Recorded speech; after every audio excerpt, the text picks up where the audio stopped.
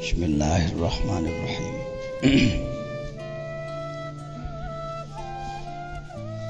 Hikmah nomor 1 yang sudah kita bahas bersama adalah bahwa kita harus punya semangat dan tangguh dalam menghadapi segala hambatan. Yang kedua adalah kerja keras supaya tidak cepat lupa tugas mengolah ruh. Barusan sambil mandi saya berpikir dicoba dibuat menjadi sekelumit nadom lah. Kita pakai bahar roja saja, barangkali bisa ditulis Pak Judin. Sederhana aja.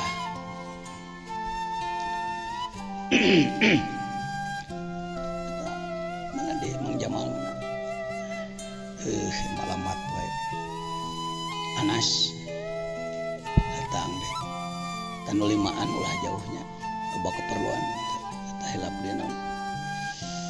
Sampai. Oke. Alam mulki mal selampe malakut jabarut lahut mangga malakut jabarut lahut jasad kolbu fuad siri olah tungtut. Pakai Sunda aja dulu ya. Jasad kolbu fuad siri olah tungtut mangga alam malakut jabarut lahut jasad kolbu fuad siri olah tungtut. Ruh jismani sultani, ruh jismani rohani sultani kudsi mangga.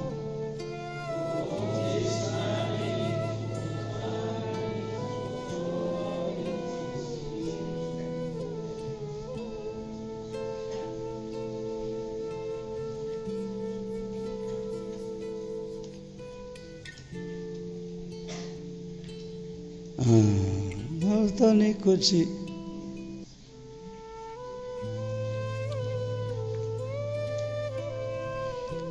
Urang terus berjuang nembuskeun diri. Lah kitu nadomna.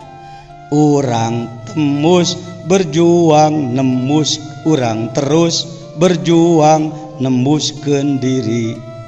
Yuk.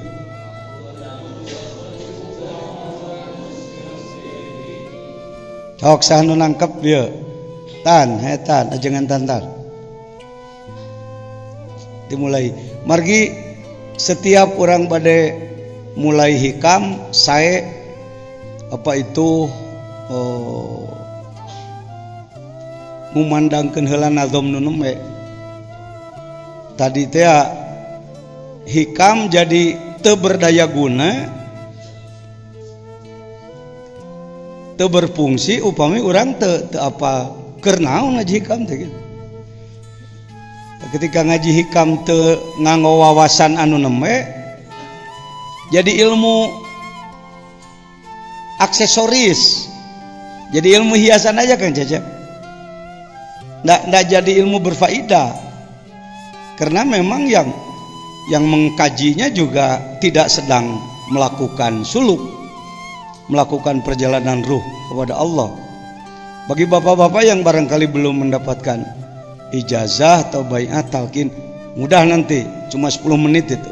Nanti pada hikmah tertentu bisa jadi halaman 40 hikmah tentang zikir saya menyampaikan itu. Atau di mana aja lah bisa.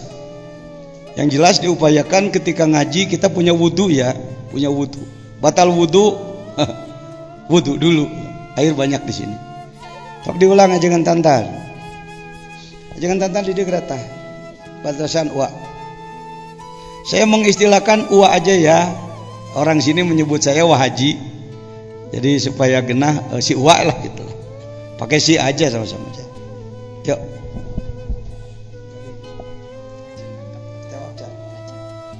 Ya siapa aja, ayo sama-sama.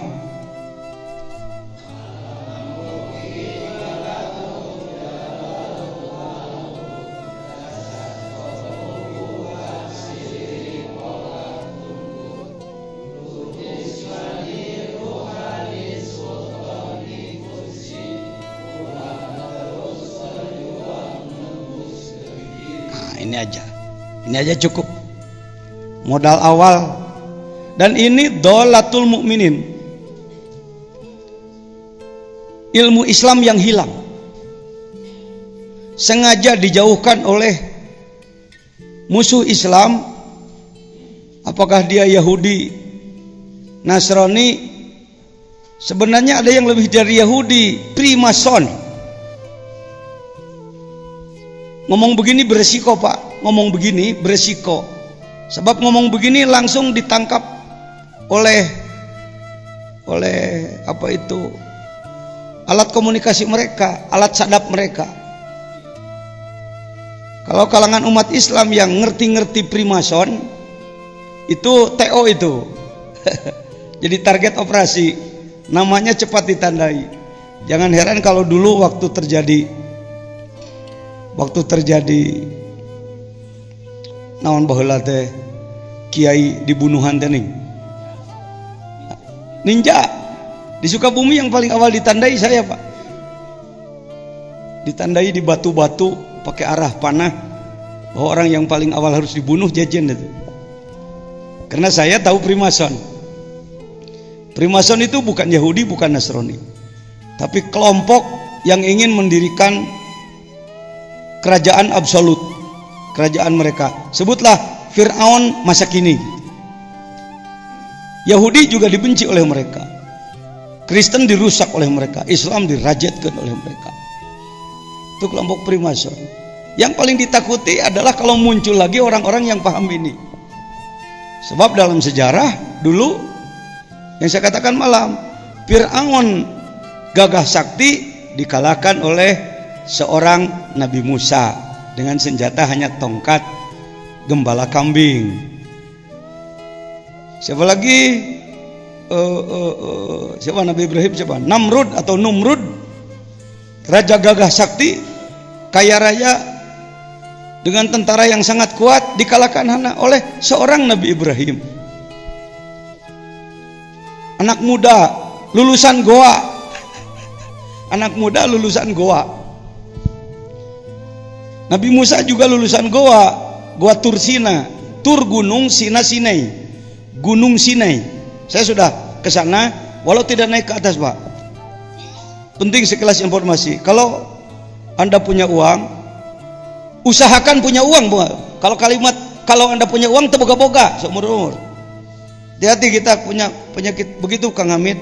Ini tokoh pramuka kita, pengurus Majelis Ulama Kabupaten Sukabumi. Upayakan menabung uang untuk napaktilas sejarah. Ini saya di Uyun Musa. Uyun Musa itu batu yang dipukul oleh tongkat Nabi Musa. Ini batunya Pak. Dan ini airnya disalurkan sekarang pakai besi. Untuk kesini siapkan uang $2.000 lah, 20 juta ya, Anda bisa kesini. Capek ini. Orang-orang turis biasa nggak sampai ke sini, cuma sampai ke Museum Fir'aun, ke makam Nabi Yusuf, ke Luqmanil Hakim, sekitar Kairo lah. Kalau untuk ke sini kita harus pakai kendaraan 14 jam dari Kairo menuju Iskandaria, terusan Suez ke Sinai, Sinai ke selatan lagi. Disinilah dulu Nabi Musa membawa Bani Israel. Wa idhistasqa Musa liqaumihi. Terus lupa saya. Ini wa idhistasqa Musa liqaumihi faqulna drib bi'asokal hajar. pukulkan tongkatmu pada batu di depanmu, trok dipukul, fan fajarat min husnata asyrataina. Saya dulu belajar di Pangarsa Para Guru, menerjemahkannya. Ini terjemah yang ada ini, syukuri Indonesia punya Quran yang sudah diterjemahkan. Tapi untuk ulama tidak cukup dengan itu, Pak. Kalau umat Islam ingin bangkit kuat kembali, pribadi-pribadinya menjadi rijal, menjadi lalanang, lai jelema-jelema beye, luhad lahed, gulak-gilak kos keong gitu, mulekna dina urusan beteng, pejit, nyatu, wibawa lemet, sekedar khutbah Jumat, Yohanes itakullah, gitu-gitu aja mainannya. Kita tidak akan maju, Pak. Kita akan hancur, Pak. Tasawuf tarekat itu pergerakan sebenarnya, bukan orang ngumpet meninggalkan tanggung jawab. Mari saudara. Kenapa perjuangan kita selalu kandas? Melalui partai A, B, C, D, E, F, G, H. Karena partai tujuannya terjebak di gawang kecil, gawang-gawangan, yaitu jadi anggota dewan, jadi presiden. Kepuasannya di situ. Saya paham politik. Saya orang politik 40 tahun ya. Aktif dalam politik 30 tahun. Tapi rata-rata yang dimiliki bukan siasah Islami, siasah klaim Islam. Politik mengklaim nama Islam, dagang politik pakai bendera Islam supaya orang namun gitu tertarik dengan Islamnya. Kenyataannya tidak Islami. Mohon maaf, kenapa Indonesia tidak barokah? Karena pintu langitnya masih tertutup. Tidak ada, maaf, saya kalau ngomong langsung serius saja, Pak. Karena umat Islam ini kalau nggak dibangkitkan, ngaji alat terus-terusan, pidato di mana-mana, ngaji hararebat, tapi tidak ada pergerakan yang terarah. Hikam untuk itu, Pak. Jadi hikam bukan kitab aksesoris kebanggaan untuk gaya-gayaan, bukan, atau menjadi dongeng semata-mata, tapi kunci kemenangan.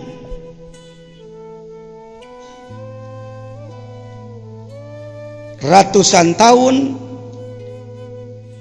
Baitul Maqdis dipegang oleh Kristen. Siapakah yang mampu merebutnya? Sayyid Salahuddin Al-Ayyubi radhiyallahu anhu. Berapa tentaranya? 200.000. Mengapa tentaranya? Bayangkan, dari Irak berjalan sampai ke Palestina, berapa ribu kilometer itu, 200.000 orang, dan menang merebut kembali Baitul Maqdis, sehingga Baitul Maqdis dipegang oleh Islam. Siapakah pasukannya? Murid Syekh Abdul Qadir, itu para ahli tasawuf. Ya, jadi tasawuf bukan kayak mah kayama jebret-jebret nyalahkeun batur. Bukan. Tasawuf itu cerdas, tasawuf itu gesit, tasawuf itu giat, tasawuf itu maju. Tasawuf itu disiplin. Militer, Pak. Militer itu militan. Militan itu milit itu orang yang ngadarah daging segala urusan gitu. Ya. Nah, ini barisan militansi Islam. Sufi itu begitu dari sana. Cuma di Indonesia karena sudah dipukul oleh Belanda dulu, maka tasawuf jadi acak-acakan. Acak-acakan. Itulah batu yang dipukul dengan fan fajarat minhu. Kalau melihat terjemahnya, dan ingatlah ketika Musa memohon air untuk kaumnya, lalu kami berfirman, pukullah batu itu dengan tongkatmu, lalu memancarlah daripadanya 12 mata air. Ini daripada nyahnya ini.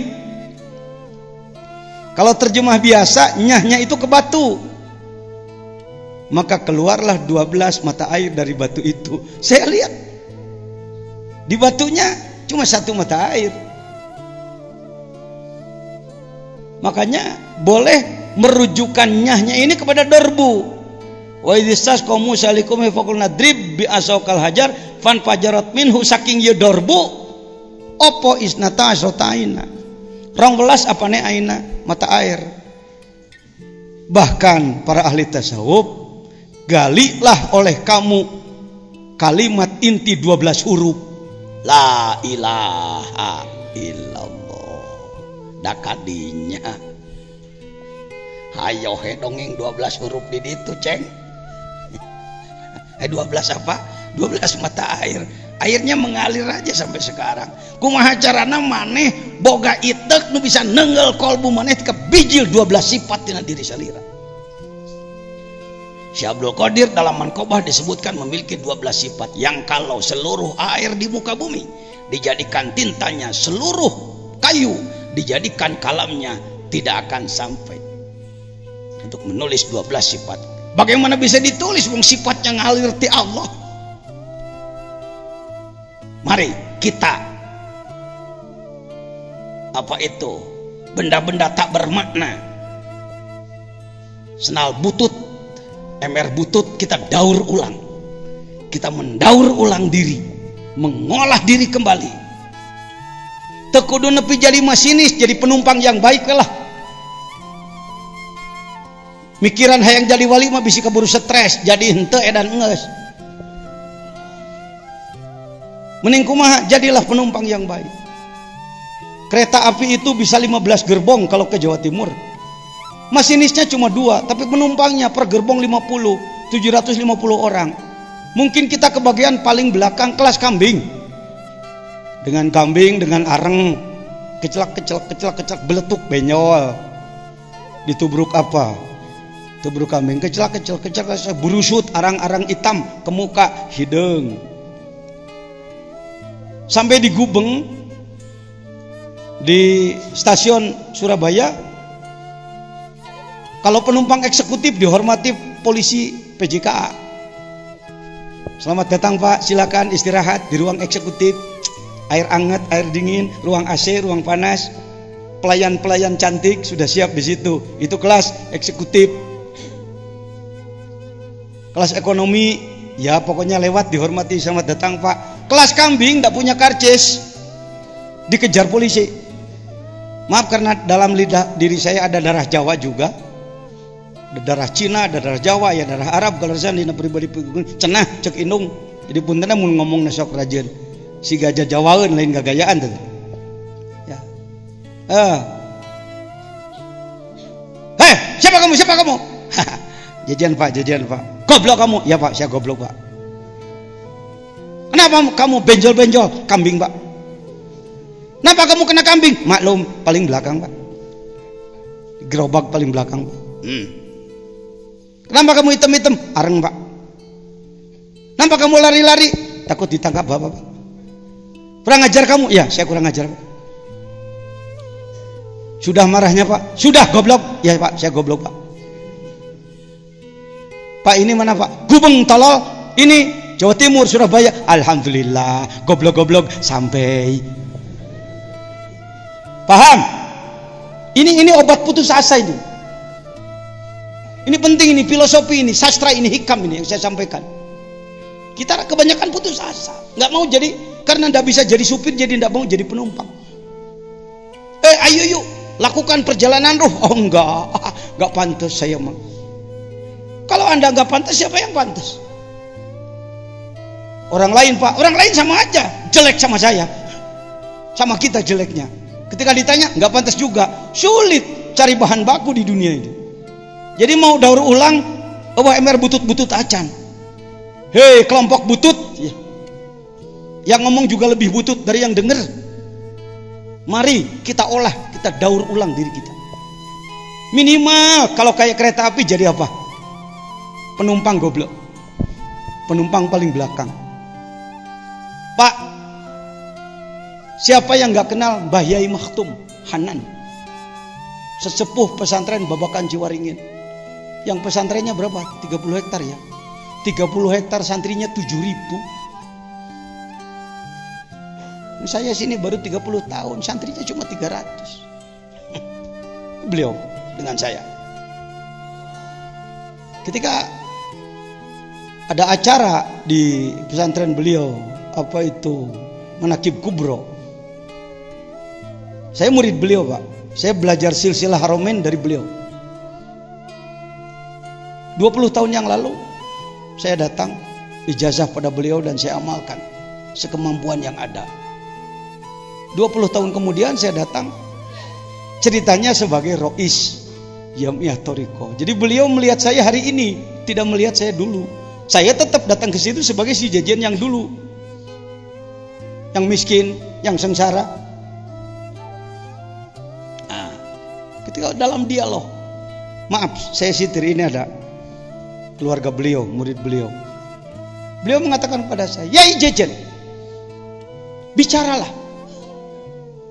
Jangan menunduk-nunduk begitu. Saya memerlukan masukan. Saya ini goblok, saya ini tolol." Bayangkan seorang syekh yang banyak orang memandang beliau sebagai wali min auliyaillah. Bicaranya seperti itu. Itu orang-orang bertanggung jawab. Begitu Pak perasaan hari ini. Walaupun oleh orang lain sudah dibesarkan, dijempolkan, disyekhkan, diapakan, dia tetap, buktinya kita masih kalah, kita masih ketinggalan, kita masih dilindas. Mana kebangkitan? Mana kebangkitan?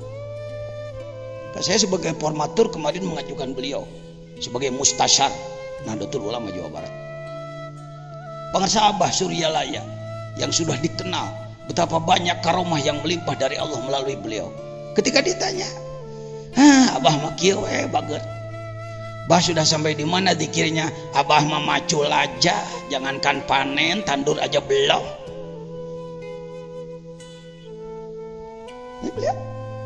Saya disebut sebagai khodim beliau, wakil beliau bahkan. Kalau ditanya, Abah mah jangankan panen, tandur aja belum. Maka saya sebut dikir seperti kita. Tidak bermaksud merendahkan. Kelasnya kelas playgroup, masih kelas anak TK playgroup, karek sakitu. Kita ini potensial, dalam diri kita ada semua bahan untuk didaur ulang. Potensinya ada, tetapi punya pembimbing yang faham apa enggak?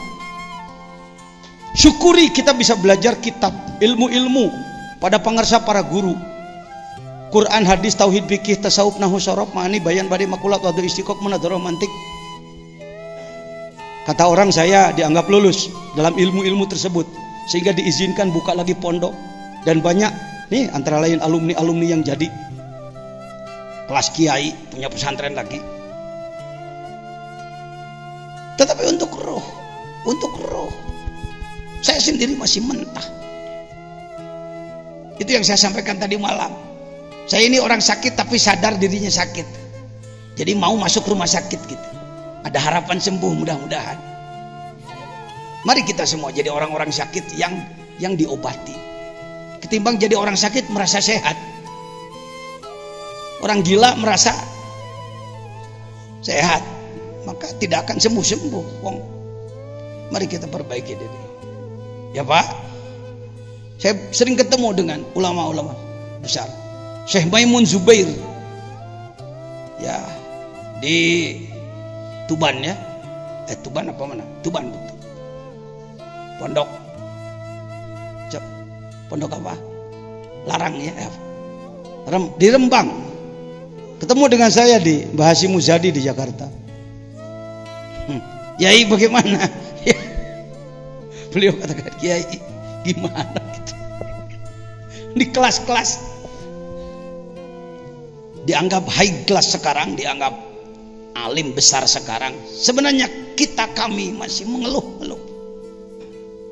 Sebab kalau seperti perang kita ini sedang di pojokan, terus dihantam. Bapak di otak atau di meja jangan lepas dari globe. Lihat saya peta saya di atas, peta dunia, globe di depan saya. Kemana? Dulu dari mulai Rasulullah satu orang sampai tersebar menjadi miliaran umat Islam di dunia. Selalu menang. Ya, selalu dakwahnya tembus. Dari mulai sini ke utara terus ke sini, ke Syam, Irak, Iran, terus sampai ke Indonesia, terus ke sini ke Afrika, Tunisia, Libya dan lain-lain, nembus ke Amerika, nembus ke wilayah Rusia ke sini. Imam Bukhari kan termasuk. Bukhara adalah Uzbekistan, itu termasuk wilayah yang dicengkram oleh Rusia. Jangan merasa Bapak, tama omongan politik, Pak Jejen, itu perlu, tama bukan agama, tama dunia. Ini kita ini sering begitu. Ini namanya pasukan mati rasa. Begitu orang menyerang, akeun hege kumaha we, ek paeh abdi mah kerajat kumaha akang we. Coba kalau Anda nonton perang tentaranya seperti itu, Anda matikan TV-nya pasti. Wah, film goblok ya, Pak. Tentara tolol. Yang begitu itu kita. Kalau kita ngomong Bani Israel tolol, Bani Israel ngaco, Bani Israel, yang kaya Bani Israel itu kita. Alam taro ilal mala'i min Bani Israel. Karena di sini tiap pada asar kan kita baca ayat 5. Idh qalu nabihim ib'ats lana malikan nuqatil fi sabilillah. Qala hal asaitum in kutiba alaihimul qitalu alla tuqatilu. Qalu wa malana alla nuqatila fi sabilillah wa qad ukhrijna min diyarina wa abnaina. Falamma kutiba alaihimul qital tawallau, kok yang disebut nage tawallau lain guguyon kana Quran. Ingin menegakkan agama, ayo Nabi, kami ingin perang, atel ya lengan hayang diadu. Yuk tegakkan agama, yuk. Apa betul hal asaitum? Apa betul? Bagaimana kalau datang perintah perang lalu kamu ternyata tidak? Bagaimana kami mengelak? Kami sudah keluar dari rumah, sudah berangkat dari rumah masing-masing, senjata sudah kami sandang, kami siap untuk jihad fisabilillah. Wa qad ukhrijna min diyarina wa falamma kutiba alaihimul qital. Ketika datang perintah perang, yuk, sudah datang perintah dari Allah untuk kita perang melawan orang lain. Saat itu Yahudinya Yahudi benar. Yahudi itu sebagian mengatakan Yahoda adalah kakak Nabi Yusuf, sedangkan Israel adalah Nabi Yakub. Saat itu Yahudinya Yahudi benar, Samawi. Ya, Israelnya Israel Yakub. Jadi Bani Israel itu marga. Kalau kayak kita si Manurung, si Hombing, si Lintong, si Torus, ya, dan lain-lain. Tawalau. Ketika datang perintah perang, kindai we. Puntennya, soalnya kan korma saya sudah mau matang, jadi saya tidak bisa berangkat sekarang nih. Saya mau ngurus dulu korma. Waduh, istri saya mau melahirkan. Mohon maaf ya, saya tidak bisa. Akhirnya yang berangkat sedikit. Ulama hari ini sifatnya seperti itu. Jangankan masyarakat, ulama. Saya 30 tahun jadi pengurus majelis ulama, 2 periode menjadi ketua umum. Di Nahdlatul Ulama ceritanya di Makassar perumus, kawanin lagi. Mohon maaf bukan sombong. Saya perumus di kawanin perundang-undangan tentang penegakan syariat Islam. Semua di Sukabumi dulu, tegakkan syariat Islam, menjelekkan pemerintah, menjelekkan itu ini. Ketika saya buka tahun 2002, situasi reformasi, dibuka penegakan syariat Islam, saya katakan. Saya setting para pimpinan daerah. Dari mulai bupati, dandim, kapolres, dan lain-lain. Ini sejarah ini, Bu. Jangan kalah oleh polisi, Pak. Kita harus selalu punya data, Pak. Ini Pak Bupati kita nanti akan hadir ke sini. Selalu merapat kepada saya walaupun sudah tidak jadi bupati. Ini dandim kita dulu, Letkol Said, ini AKBP AKBP Rusli Nasution, ini ketua MUI dulu, waktu itu saya ketua fatwa. Ini DPRD, ini DPRD Pak Haji Uka, Pak Haji Wawan, ini tokoh ini yang munajat 5 tahun dengan timnya supaya Sukabumi bisa mendeklarasikan syariat Islam. Ini pakai munajat 5 tahun, Pak. Nggak bisa ngomong syariat Islam. Harus ada paradigma hero-nya. Ini hero nggak dilirik sih. Oh, hero itu kan sebelum jadi nabi, jangan dilirik Pak Jejen, itu bukan aturan. Setelah Nabi Muhammad jadi nabi, baru itu aturan. Ini kita ini membodoh-bodohi diri. Tidak akan turun malak Jibril kalau tidak ada Rasulullah 5 tahun di Gua Hiro. Daerah manapun ingin menegakkan syariat Islam, omong kosong Anda. Saya tanya, mana tim munajatnya? Udah belum punya Pak Kiai. Sudah 60 rombongan kota, kabupaten, provinsi yang datang ke Sukabumi untuk sharing, bertanya. Antara lain Al Mukarram, Ketua MUI Serang, Ini ada orang Serang mungkin, ada orang Banten nih. Datang ke sini satu rombongan. Sekretaris umumnya alumni Sudan. Yang mengatakan, "Jak Kiai, kula ngadenge Sukabumi negakeun syariat Islam. Aman-aman bae masalahnya. Jak kula di Banten geus 3 tahun hayang negakeun syariat Islam teu bisa-bisa pasea bae." Jak kumaha? Kuring ditanya, "Ja urang Banten kan tukang tapa." Kula rek nanya sabaraha orang kita munajatna di mana? Apa di Cikadueun, apa di Maulana Hasanuddin, apa di Gunung Karang di mana? Haha, ya henteu teu make munajat kitu nya. Pantes satu. Kalau dulu orang Sukabumi aprak-aprakan ka Banten ngalalana neangan ilmu nanti balik. Orang Banten dah datang ke Sukabumi. Bertanya. Gorontalo baik. Aceh dengan semangat dari dulunya tentang syariah Islam, dengan hormat, lebih hebat di politiknya. Kalau dilihat peribadatan mohon maaf. Saya lumayan 10 hari di Aceh, santri saya 40 hari pasca tsunami di Aceh. Ceritanya kan syariah Islamnya gaungnya luar biasa. Pas dilihat, mohon maaf, berjamaah subuh saja ajar. Nih, kejadian Aceh.